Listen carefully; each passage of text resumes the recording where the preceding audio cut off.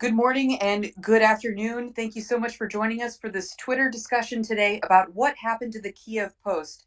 I think it's no exaggeration to say that we all woke up yesterday and were shocked when we found a very short article on the Kyiv Post's website saying that the paper would be shut down for a short time. My name is Melinda Herring. I'm the Deputy Director of the Eurasia Center at the Atlantic Council in Washington, D.C.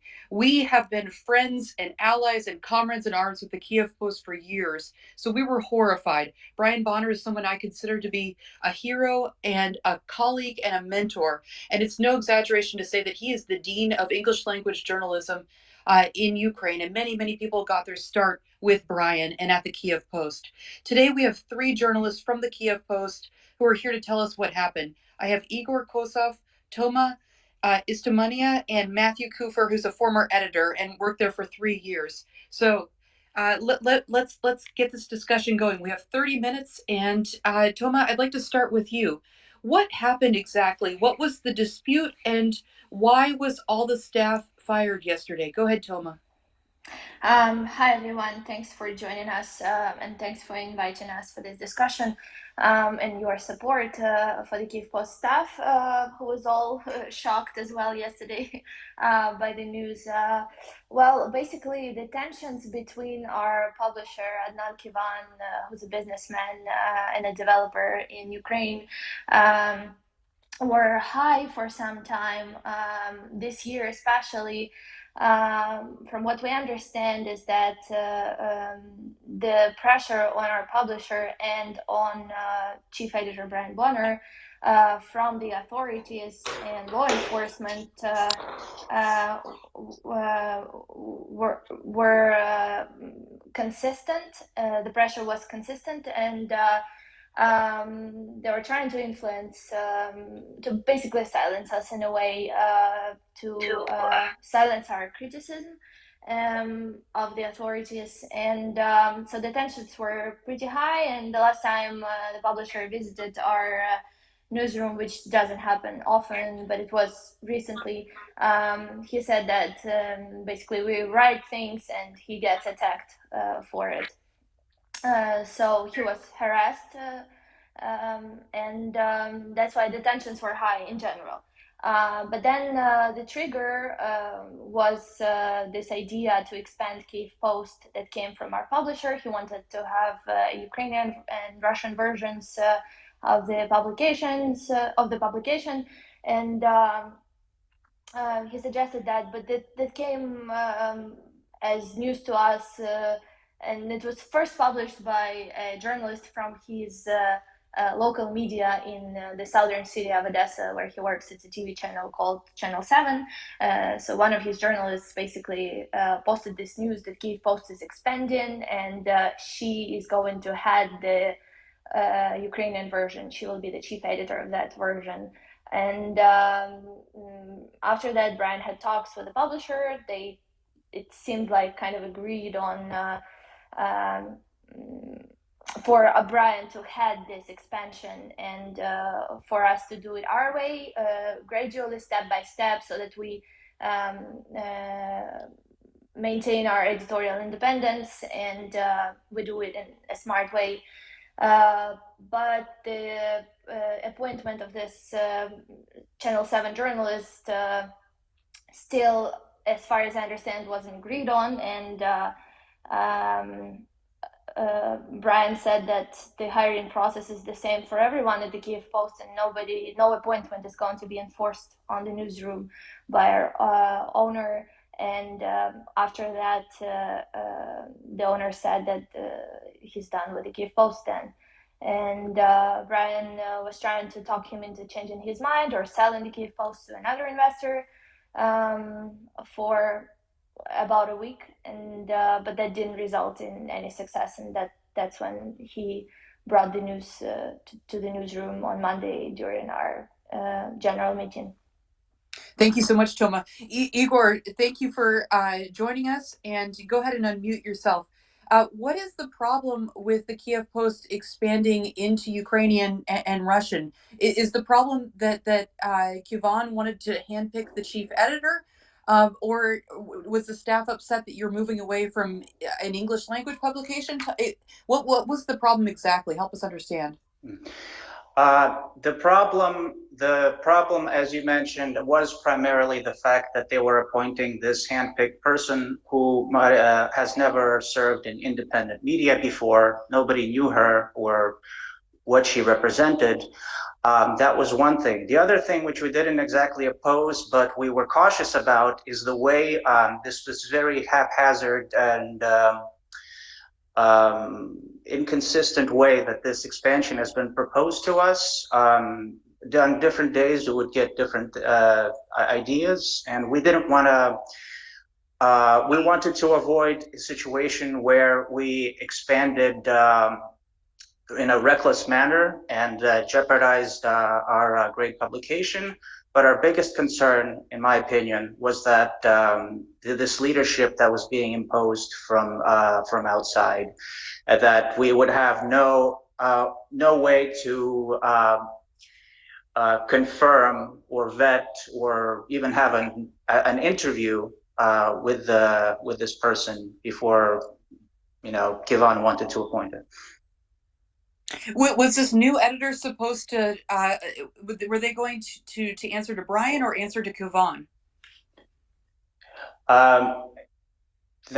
Toma, can you? Yes, I would like to add actually that we had our concerns about this expansion, but we didn't oppose it. We Yes. agreed to expand Kyiv Post, and what we did was we published four job positions that we're hiring for deputy chief editors to head this expansion.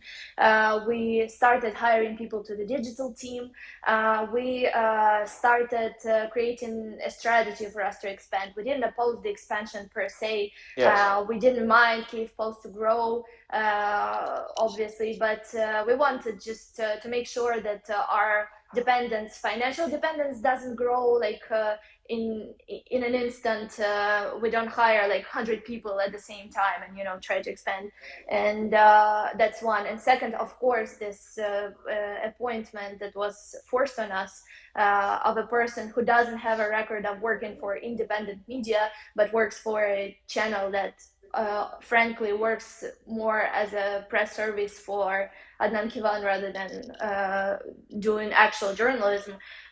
So that was the main issue. And yeah. As for who she would answer for, sorry.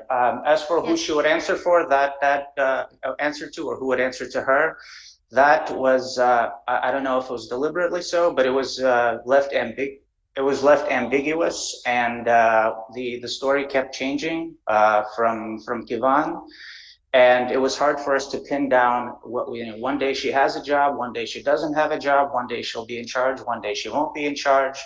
It was all very inconsistent, and that made us cautious as well. Great, thank you, Igor. Matthew Kufer, you're a former editor at the Kyiv Post. Can you help us explain this? Can you help us understand this controversy a bit more? Is it a commercial dispute, or is it about media freedom, or is it about both? Go, Igor. If you could mute, that'd be great. Go ahead, Matthew. Hi, Melinda. Well, thanks for having me first. I think I should maybe speak to this from the perspective of someone who's been through several sales of media where I worked. I worked at the Moscow Times when it was sold in 2007. Shortly after I came to the Kyiv Post, it was sold to Adnan Kyiv. And one of the issues when you talk about is it a commercial dispute, is it a media freedom dispute, is almost always in these cases the sale can be somehow justified on commercial or business grounds. The outlet it doesn't earn enough money. It's not commercially successful, or it could be more commercially successful, and oftentimes political justifications or concerns about pressure from the authorities can hide behind these sales. For me, what's so alarming about this case is not that Adnan Kyiv doesn't want to own the Kyiv Post anymore. It's that his decision was simply to shut it down, basically destroy it, and then do something else with the brand. In my experience, the owners of media like this in countries like Ukraine, they often don't really understand what the value of a media outlet like this is as a commercial asset. The value is not the office, it's not the computers and things. It really comes from two things. It comes from the brand name, and it comes from the journalists, the staff, who make it a powerful voice of the news and an advocate for good governance, and a media outlet that keeps the political authorities accountable. And if you're willing to suddenly fire all the journalists, you're basically destroying the asset that you own. So this is very alarming. This is not about his desire to no longer own it. It's about him deciding to basically destroy it, and that's the part that worries me the most. Matt, thank you so much. That's really helpful context. Comment on this. Ukrainska Pravda journalists were speculating that the president's office was involved in this, and we've seen in the past couple of weeks more and more pressure on independent media. Do you think that is there any evidence to suggest that this sale is somewhat in that vein, or do you think that these are independent? Do you see any hand from the presidential office in this at all? Is that question for me? Yeah, for Matt. Well, I actually think that probably Igor and Toma should answer this one. For me, as I watched it, I was looking for signs of that, but it was not necessarily obviously clear to me. But I thought that was a possibility. I think Igor and Toma could tell you more about what was going on in the Kyiv Post behind the scenes recently. Sure. Toma, go ahead. Sure. We can't really say for sure that that's what pushed Kyiv to start this reorganization and fire all the stuff. But what we know for a fact is that there was harassment from the authorities and from some top law enforcement officials. And they weren't happy with the coverage Kyiv Post did. In fact, we had back in the I think it was last year when we had an interview with the former chief of staff for Zelensky, Andrei Bogdan, and he just was very straightforward that the office isn't happy with the coverage Kyiv Post is doing. So, but that said, it happened throughout the whole Kyiv Post history. All presidents, all governments weren't happy with our criticism and our coverage, and they all tried to influence it. We know some offers that were made to our owners at different times to basically buy and kill the Kyiv Post, and that's nothing new in the Kyiv Post history. We know it happened, but we can't really say what role this tension, harassment from the authorities played in Kyivan's decision to fire the staff and start this relaunched Kyiv Post. Okay, thanks for that, Toma. You did say that Kyivan had told the staff, though, that some of the articles and coverage you guys were doing was making his life more difficult. So I think that's an important point as we learn more about the situation. Igor, any comments from you on this point? I wasn't there when Kyivan made that statement, so this is probably also a question to Toma, but he did make comments like that. Yes, we were. He also said something that translates to, or he said, silence is golden when it comes to journalism, which obviously you understand how that sounds as well. But I'm going to cede the rest of this comment to Toma. Okay, great. Thank you so much. Toma, how is the staff doing? First, how many people were fired yesterday? How's the staff doing? And what do you expect next? Kyivan is going to sell it. Do we know who's considering it? And I'd love to know more about the staff's plans. Yes, so everyone was fired yesterday. It's around 50 people, including commercial staff, editorial, digital, accountants, and everyone. What we're doing now is we published our own statement yesterday to represent this alternative view of what happened to the Kyiv Post.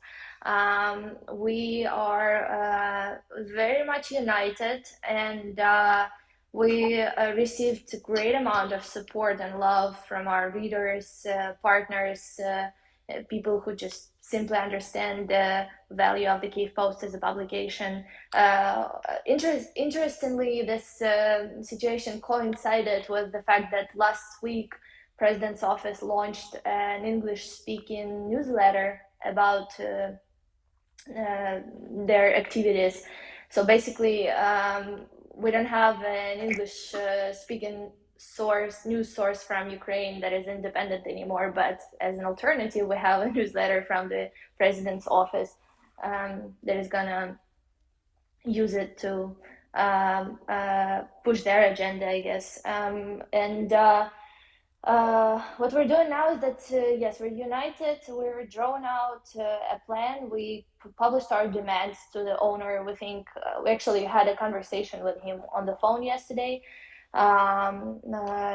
We offered to him, first we sent a letter to him, then we had a conversation on the phone with him. We offered to him to sell the Kyiv Post to another investor if he doesn't want to own it anymore, as it is now independent and free. But he refused. We also offered to him if he wants to just pass the trademark to us as a staff so that we can start our own nonprofit organization and continue to do what we're doing. He refused to do that as well. So now we're basically working on an action plan and considering options to relaunch Kyiv Post in some new form and either attract some investor or start it as a nonprofit. But these are not set steps yet. We're just considering them. But we're very united, and we also feel responsible about those many readers that are in Ukraine and outside of Ukraine that just won't be able to access news about Ukraine in English anymore. And it's just we find it irresponsible from our owner to do it this abruptly and just leave all these people without this source that Kyiv Post was for many. And that's why we're considering how we can help our readers, our audience, and do what we know best how to do. Absolutely. There's definitely a big hole. When I look around, there's a couple of commercial publications, but they're mostly focused on business. There's not a daily newspaper with the kind of quality that you all have established. The Atlantic Council has its Ukraine Alert blog, but that, of course, is not daily, and we're based in Washington, and it's a completely different ballgame. I want to read something that Andy Hunder wrote yesterday on Twitter. He's the president of the American Chamber of Commerce, and it's good to see comments like this. He says he's saddened and deeply concerned with today's news that the future of the Kyiv Post is in jeopardy. Hopefully, a resolution will soon be found and the excellent publication will continue to be published. Free and independent media are essential for a thriving democracy. Couldn't agree with you more, Andy. Matt, what happens if the Kyiv Post is sold and someone takes over who is, shall I say, independent to Kyiv and not as committed to free media? What does that mean for the media landscape in Ukraine? So, in other words, if the publication is sold to someone else, or if it stays with Kyiv and is relaunched? If it stays with Kyiv and is relaunched with someone who's loyal to him. Well, I think this will be very bad, because certainly there are functions of the old free Kyiv Post that we all love that someone else can fulfill. But I don't, I worked at the Kyiv Post for nearly 3 years. I was a news editor. I was involved in hiring people. Really, the demands of this job are very specific. It's quite hard to hire qualified people. And I just don't see the publication being to return to anything of its former glory under Kyiv if it's relaunched, because it will be, number one, it won't have the independence, but number two, the reputation will be kind of tainted with how all these talented and long-standing, long-working journalists of the Kyiv Post were fired. So I have my questions, even how plausible his business plan in at least in English is, because I'm not sure who's actually going to work that job. Yeah, that's a great point. I'd love to know, Toma and Igor, you said that the group is united. If Kyiv does try to reconstitute it, do you think that he'll be able to pick off any of the old Kyiv Post journalists? Are they willing to go back? or is you're done? You're not going back. How does the staff feel? Igor, do you want to answer that? Yes, I think the staff is much more committed to preserving the Kyiv Post that existed before this happened, and would not be, I don't think any of us would be willing to go to a publication that is less independent than before. Okay, perfect. Toma, question for you. You talked about the great support that you all have received. I'm really thrilled to hear that. But how can we support the Kyiv Post? Your core of journalists now. Should we be canceling our subscriptions? What should we be doing to help you all?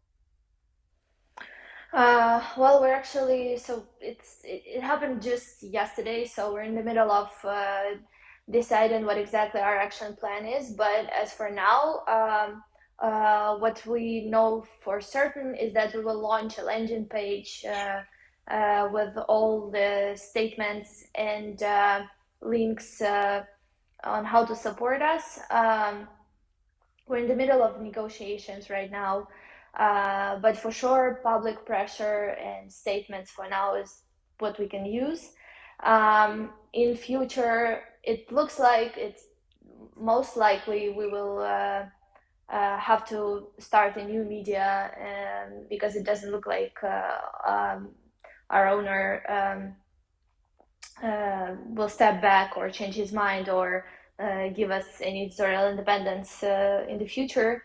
So most likely we will launch this new media, and then for sure we will need everyone's support with subscriptions and readership, and possibly we might possibly start a crowdfunding campaign to be able to actually start with something and launch it. Gotcha. And Toma, is Brian Bonner going to be the leader of the new independent publication? We haven't decided yet. We haven't actually talked with him yet. We just had a meeting, and we will propose to him to support us in some role. But Brian was pretty certain in his desire to retire yesterday. So it's not certain what that role will be. Okay, fair enough. Doug Klain, if you could unmute, go ahead and let us know if we've received any questions on Twitter for our journalists. Absolutely. So we've posted hashtag Kyiv Post questions. If anybody has questions, please tweet them at us using that hashtag. I'm keeping an eye out for it, and we have not gotten anything yet. I do see we have a request from Mark Rachkovich. Melinda, do we want to unmute him? Yeah, sure. Go ahead. Mark, go ahead and unmute yourself. You are on. Please ask a question. Question from New Jersey-based Ukrainian weekly newspaper. I'm their correspondent here in Kyiv. From where do the allegations of editorial independence being infringed upon, based on yesterday's statement, where does it derive from? Toma, do you want to answer that? I would actually prefer to pass it to Igor if it's okay. Sure. Go ahead, Igor.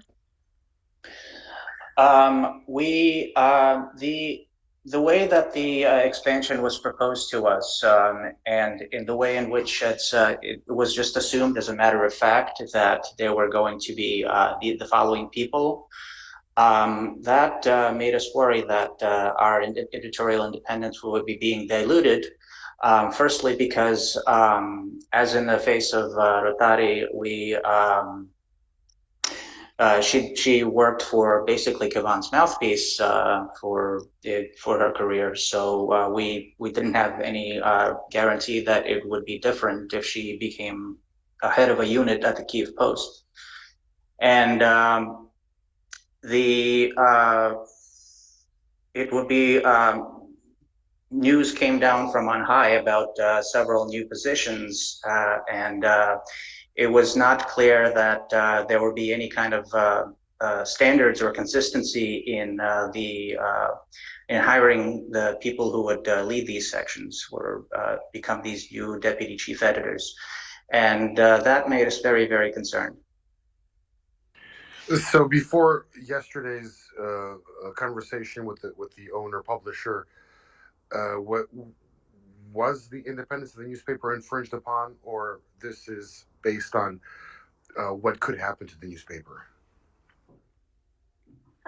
So this is a tough one because most of the communication with the publisher was performed by Brian Bonner, chief editor and CEO. From what we know, Brian had to constantly explain the importance of independent media, of free press, and editorial independence, and he was successful in his talks with Kyiv. But from what we know, there was a lot of pressure from outside, which Kyiv passed to Brian, basically. And our impression is that there were attempts to influence us in that way, but Brian was fending it off all this time. Okay, great. I have a question from Bob Hamans. He wants to know, what about pressure against the owner of the Kyiv Post from Odessa's Mayor Truhanov? He's been the subject of critical articles from the Kyiv Post, and the owner is from Odessa and has investments there, making him a possible target of pressure from the mayor. Toma or Igor, do you want to comment on that? We do not know for sure. Sorry. Would you like to take that? Go ahead. Yeah, we do not know for sure if there was specific pressure of the kind that you described. What I can think of is that if you would want to pressure a newspaper, you would probably go straight for the owner, especially in Ukraine. But we don't know if there was any specific pressure of this kind, and we can't say whether there was or there wasn't. I would just like to add that we were critical of Truhanov and his management of the city of Odessa long before Adnan Kyiv bought the Kyiv Post. Our judgment didn't change with this purchase. And as far as I know, Adnan Kyiv had a very on and off relationship with Truhanov, so he wasn't always opposing the mayor. So they have their own complicated relationship, but it didn't affect our coverage in any way. Okay, I got another one for Matt. If you could go ahead and unmute, and I'd love to have Igor and Toma on this too. When Kyiv bought the Kyiv Post in 2018, he said that he would preserve the newspaper's editorial independence. What changed? Can you help us make sense of that? You know, Kyiv's ownership of the Kyiv Post never 100% made sense. I never fully understood what had moved him to buy it. And when he did buy it, we were quite alarmed. We were very worried. But actually, until recently, he was certainly fine as an owner. It wasn't that he was destroying the Kyiv Post or constantly, trying to control it. I think at the beginning it was difficult for him. I remember hearing that he started coming under some criticism or pressure from political actors early on, but then later on he kind of got used to it, and I think it ceased to bother him as much, at least at that point. Sorry, Melinda, I think I might have gotten a little off track here. Remind me what you wanted me to answer. No, I just did. That's helpful background. So is it right to say that he was a hands-off owner, or is that too strong? I don't know. Igor and Toma can tell me if they disagree. I think he was fairly hands-off for most of the time that I worked there. We never felt like he was micromanaging the paper, and I know that Brian, until recently, thought highly of him as an owner. Yeah. Every conversation I had with Brian, he was very happy that Kyiv had bought the paper, and it seemed to be flourishing. And the Kyiv Post had just moved into beautiful new headquarters. So from an outsider perspective, everything looked pretty fantastic, which is why I think this news really caught a lot of us off guard yesterday. I would like to add that that's true what Matt is saying, that Brian thought very highly of Kyiv, and that in general, he yesterday said that that's the owner that had least tried to influence the editorial independence of the Kyiv Post. But what I would also like to say, he did declare in an interview with Brian after buying Kyiv Post that he will not interfere in the work of the Kyiv Post. But at the same time, from the very, very first meeting we had with him, it was clear he doesn't really understand free press. He doesn't. And he has a Channel 7 in Odessa that has no editorial independence, that posts no advertisement and makes zero money on their own. And their coverage is in many ways dictated by that. And I think he didn't change, but I think the circumstances might have changed throughout this time. He didn't try to micromanage us, that's true. I think actually at first he was a bit he was unhappy about the critical coverage of the authorities that we did. In fact, that's exactly what he said during our first meeting after buying Kyiv Post in 2018. He said, "Hey guys, can you calm down on criticizing the authorities? They're doing a very hard job, you know." That was his quote to the whole newsroom, and then he enjoyed the respect he got for publishing the Kyiv Post from some embassies and influential circles in Ukraine. But then again, maybe the circumstances changed, and that's what pushed him to make this step. It's not that he changed much over this time. That's my point of view, personal. Wonderful. Thank you, Toma. I'd like to thank Toma, Igor, and Matt for their absolute independence and excellence as journalists in Kyiv. We love you guys. You have our support. Keep us posted. We can do this again in a couple of weeks when you guys have a firmer plan, but we want to wish you the best. You have our support. You are always welcome to write on the Atlantic Council's page. Please convey to the other 47 journalists that we're thinking of you and that your coverage is so needed in Ukraine right now. Thank you for joining us at the Atlantic Council's first Twitter Spaces. Until next time, thank you. Have a wonderful day. Bye-bye.